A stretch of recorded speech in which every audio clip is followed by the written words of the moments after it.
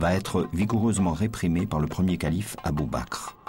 Telle sera la seule réalisation de son court mandat, qui aura duré 20 mois. Les Koraïchites ont été à l'avant-garde pour réprimer la rébellion qui a éclaté à la mort du prophète. Après le retour des rebelles à l'islam, on a décidé qu'il serait mieux d'orienter le potentiel guerrier de ces gens vers l'extérieur des frontières. Autrement, ils ne tarderaient pas à reprendre les armes à l'intérieur.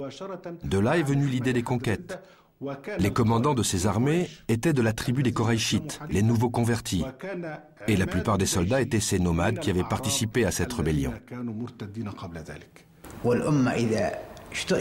Il va de soi que lorsqu'une nation est occupée à faire des conquêtes, elle en vient à oublier ses querelles internes.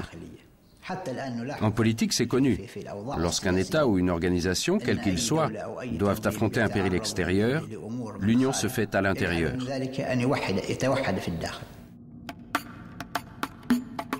Deux puissances sont considérées comme opposées à l'islam. La Byzance chrétienne trinitaire et la Perse zoroastrienne.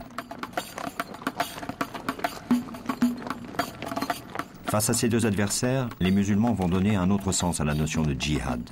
Jusque-là, notion générale qui désignait dans le Coran et pour Mahomet n'importe quel combat contre le mal, que ce mal soit en soi-même ou partout autour de soi.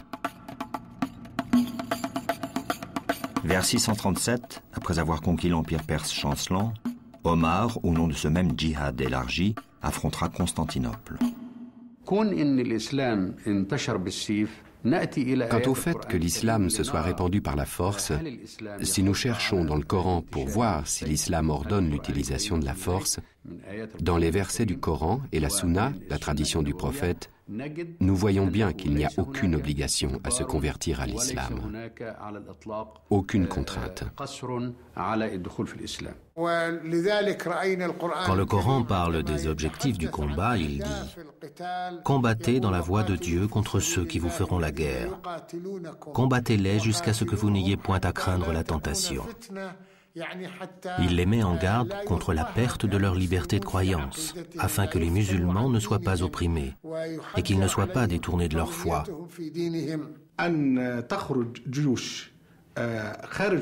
Mais lorsque les musulmans sortent de leurs frontières et donnent à choisir entre la conversion,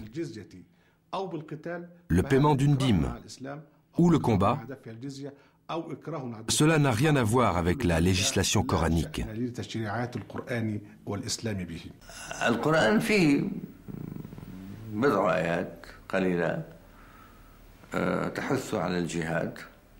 Dans le Coran, il y a quelques versets qui incitent au djihad. Les croyants se battent sur la voie de Dieu. Cela veut dire que lorsqu'ils conquièrent des pays, ils commencent par proposer l'islam. S'il est accepté, ils y entrent pacifiquement. Sinon, ils entrent par la force.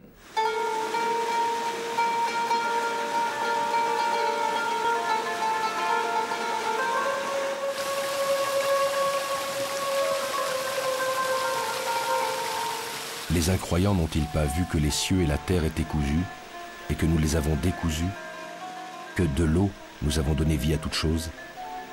Sourate 21, verset 31.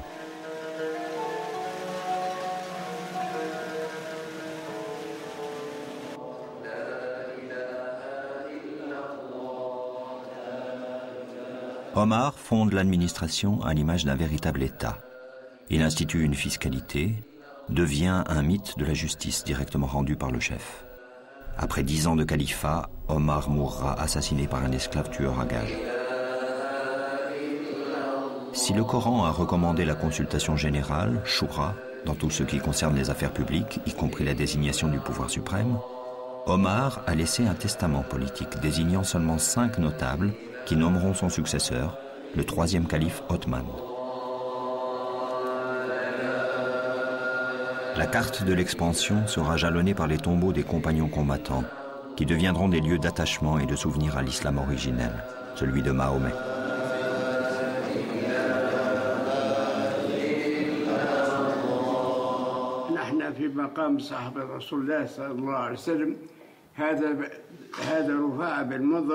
ولقبوه بأبو لبابة، وهذا صحابي من المقربين مع سيدنا محمد نبينا.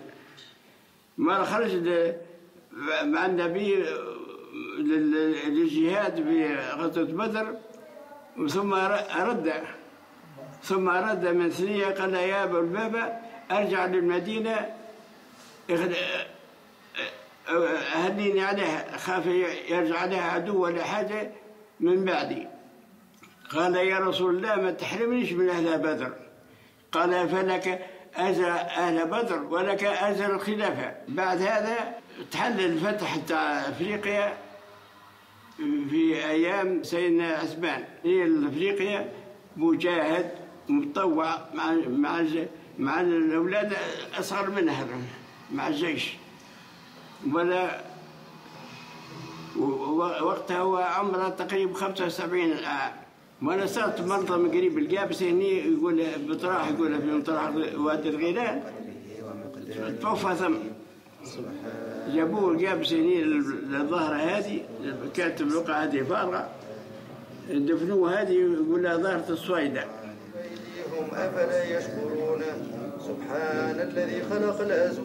Au fur et à mesure que les conquêtes se poursuivaient, la mort sur les champs de bataille de nombreux compagnons, témoins des faits et gestes du prophète, rendait urgente une tâche délicate, la compilation du Coran.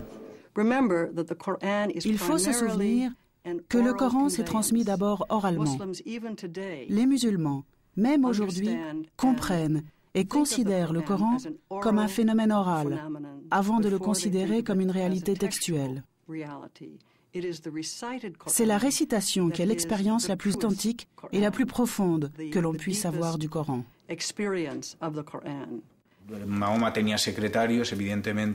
Mahomet avait des secrétaires, bien évidemment. Il leur répétait la révélation qui était alors transcrite sur les matériaux qu'il trouvait à portée de main. Mais il n'y avait pas de véritable ordonnancement. Il y avait des lectures, mais c'était surtout une tradition orale.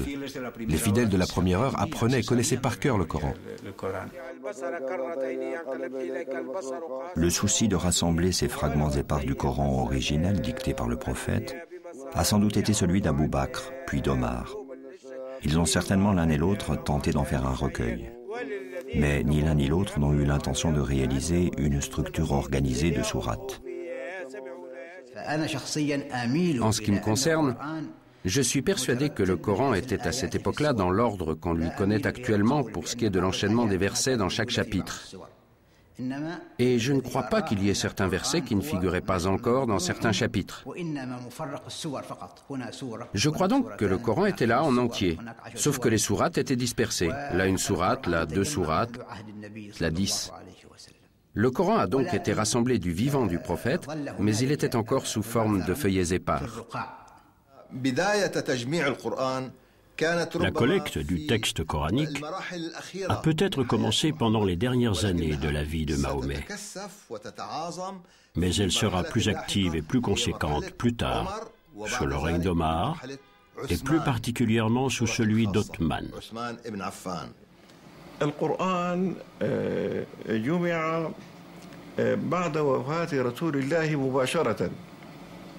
Le texte du Coran a été rassemblé juste après la mort du prophète. En effet, lors de la rébellion de certaines tribus arabes, de nombreux compagnons qui avaient mémorisé le Coran étaient tombés en combattant, en martyrs.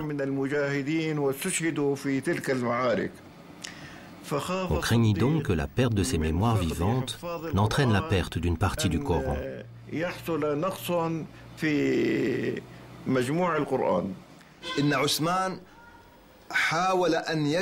Othman a essayé de collecter toutes les planches sur lesquelles étaient écrits les versets du Coran. On entend par planches les peaux d'animaux sur lesquelles on a écrit les versets.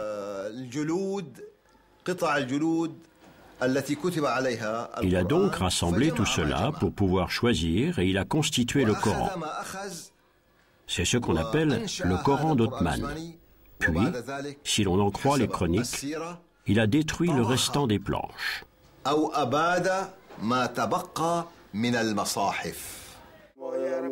قل يحيي الذي أنشأها أول مرة